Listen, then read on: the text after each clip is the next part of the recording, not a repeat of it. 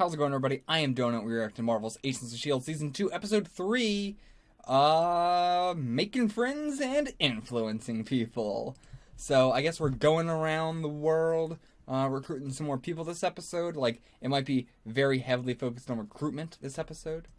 Maybe that is what Simmons is doing. But no, they're acting like she is left, like she left S.H.I.E.L.D. Not like she's not here, but that she left S.H.I.E.L.D. So, I don't know. We will see. Let's get into it.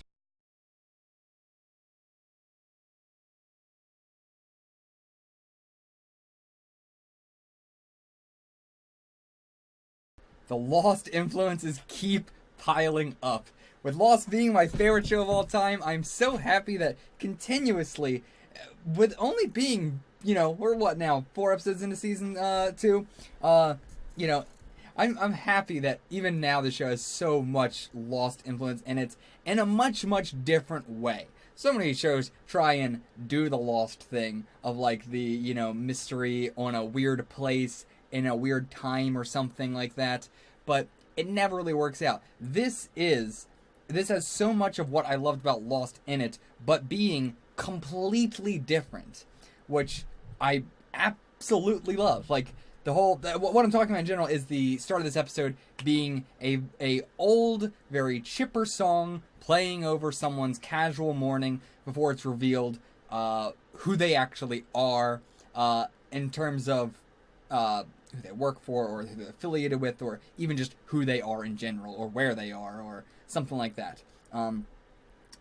Always seeming very chipper and different, starting out completely no transition into it or anything. Yeah, that sort of thing. But yeah, I'm absolutely loving all the influence, and I'm hoping to see even more. So, Dr. Whitehall, what is with the lack of the German accent? Is it just been 70 years and that's why, it's been 70 years and so he's been in America for so long he doesn't have the accent anymore? Or is it something else? Like, is it something supernatural somehow? I'm not sure why. Is something supernatural to get rid of his accent, but he also has a different name. And it can't be that it's just two different people. Because he also called him by his last name both times, so it's not like it might be a family member or something. I don't know.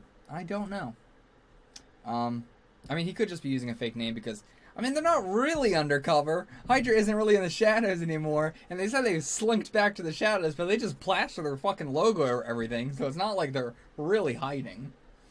But, I don't know, maybe that's what it's supposed to be. Him changing his name. So, yes, Simmons is working for Hydra. Undercover, but still, that's fucking terrifying. I wish I did, last episode, I was thinking, maybe Fitz is an undercover agent, but I was like, no, I think she's just at home with her family. I think that's more likely. But no, because I didn't think she would go do that, but yeah, Coulson's the one who gave her the mission. Coulson's the one who told her she has to do it. Of course. This new Coulson, this season 2 Coulson, not a big fan of him. He's still very comedic and stuff, which I like, but this broodingness to him, I like the more family dynamic. I want to get back to the family dynamic. Everybody's so broken and brooding and hiding secrets, and it's just like, I just want everybody to be happy again. Or at least a semblance of happiness. But, yeah, so Simmons working for Hydra. Time and time again in this show, Simmons proves to have the biggest balls out of anybody on this fucking crew. Absolutely. Jumping out of the plane, the grenade, she's just time and time again being the most, I don't know where I'm trying to go with that, but just the bravest, the most courageous, but even not in terms of because she just does it. She doesn't even think about it. She just will do it. I don't know. I fucking love Simmons. I love Simmons. She's amazing. The whole everything with the beginning, or not just the whole, I guess it was kept cutting back to it, but the whole Hydra facility that they were at, whatever that place was, that and Cybertech, I love that stuff. The mixing of this very casual business with super villainy. It's perfect. Yeah, I love it. Okay, I had to do a small cut. Sorry, got interrupted. What was I saying? Right, the whole, the place that she's working at, she's moving up now, she's going to the top, which is going to be very interesting to see how she's going to handle that.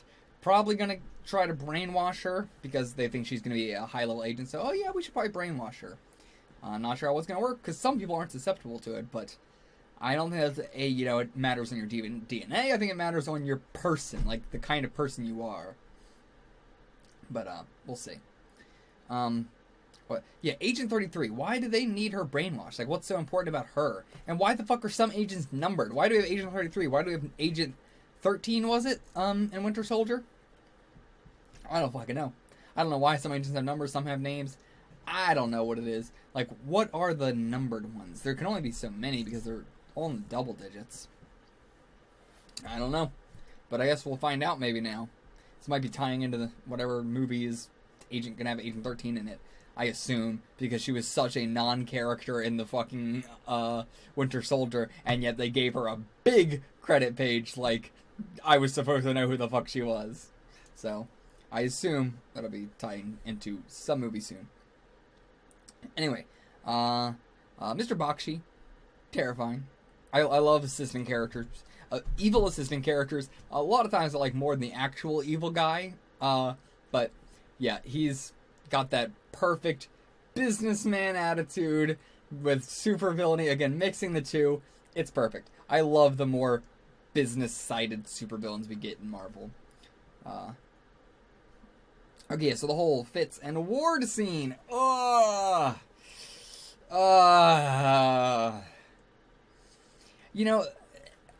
Those scenes don't even make me want to cry. I just want to curl into a ball and just shake. Like, his actor, the MCU in general, by the way, has been amazing about panic attacks. Like, the incredible acting from Robert Downey Jr. and from Fitz's actor, I'm not sure what his name is. Amazing acting. Absolutely amazing acting. Extremely realistic. Like, to the point where every time we get these, like, scenes with Fitz, having, his sort of panic attacky thing going on, this one more than anything, like, I don't know what to say because I feel like I'm gonna start to have a panic attack myself. Like, it's so realistic. It's as uncomfortable as watching somebody have a panic attack in real life, and that almost makes you panic. You're like, I don't know what to do. Brutal scenes. Absolutely brutal to watch. But I am glad. That he didn't try and understand Ward. He didn't try and be like, why'd you do it? Are you still a good guy? You know, I want to believe there was some reason you didn't do it. No, he's just like, he's accepted it. He's like, fuck it. I'm going to show you what you did to me. And I think he was fully prepared to give Ward some brain damage there. They obviously wouldn't have killed him, I don't think, but it would have given him some brain damage. Not that Fitz hasn't killed somebody before.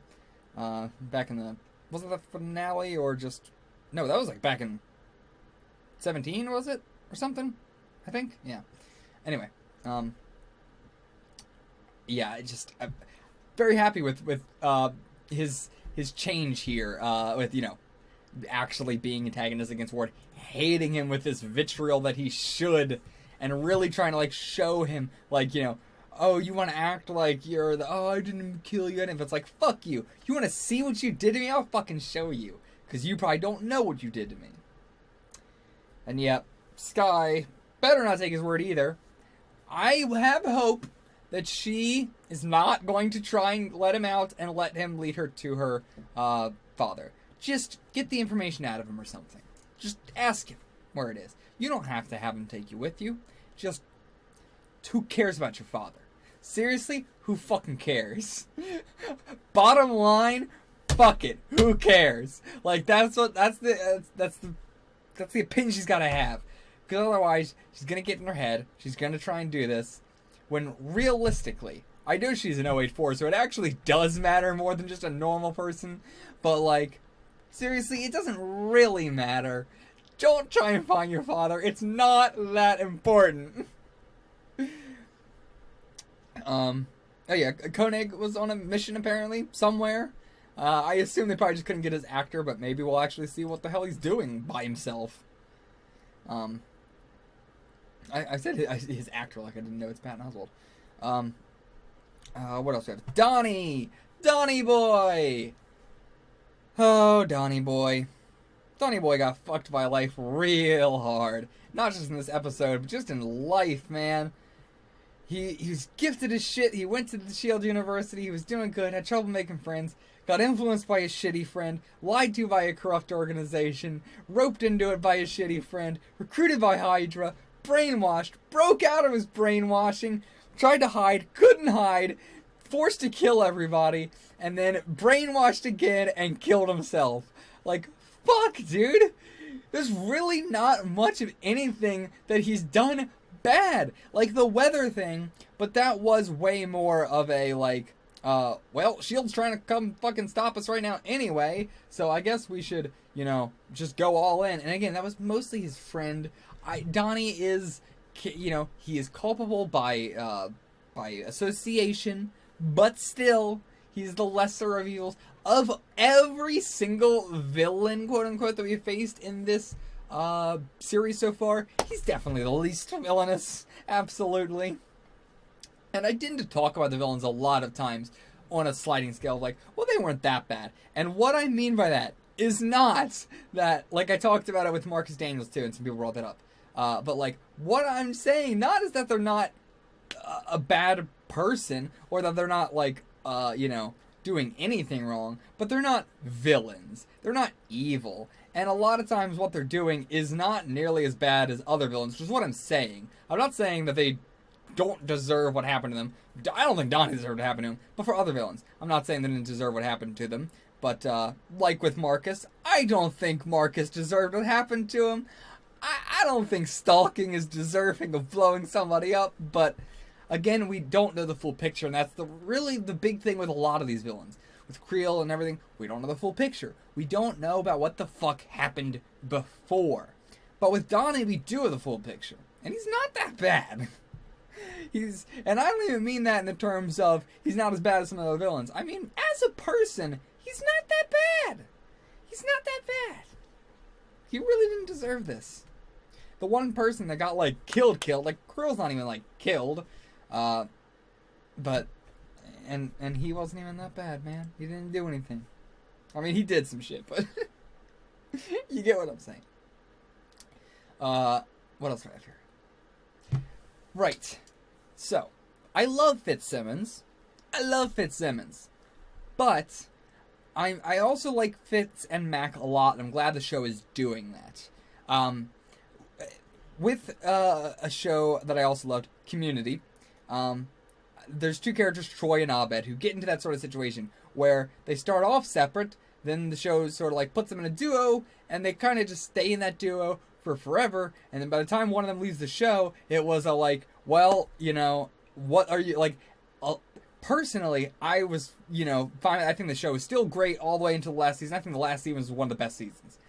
But the big Community, pun, the community around Community, kind of, you know, dropped off around that point when that one actor left, because the duo was broken up and everybody knew them as the duo, and once you have that for many, many seasons and try and split that up, people aren't gonna fucking like it. So I was very worried, and I said so about that in the pilot, of I hope they're not gonna try, and I hope the show doesn't try and like force Fitzsimmons into a duo the whole time. Like, they're always a duo. They don't really do anything separate. They're always together. So I'm very glad that the show didn't do that. And again, it's not that I dislike Fitzsimmons. I love Fitzsimmons, but doing this early is definitely needed so the community doesn't get super attached to this power duo. You know, you really can't have that, or it can be some bad things when you want to change stuff up. If you want to have your series have a lot of change, you honestly need to do what S.H.I.E.L.D. has been doing, which is let things be fucking crazy from the start. Like, you know, very quickly into its run, things flop heads, Ward's fucking evil, Simmons is out, trips in, fucking Fitz his brain damage. Like, they're just like, yeah, rapid fire this crazy shit at them very early so we can get them accepting of change early. Whereas if they had done this way later, and it's like if they didn't do these big changes like Ward being evil or something until a lot later season, I think it could be a lot more of a divisive thing than everybody loving it. But yeah, that's my opinion anyway. That's it. That's all we got for this one. Until next time, I'll see you guys for the next one. It's a weird. That's not a sentence.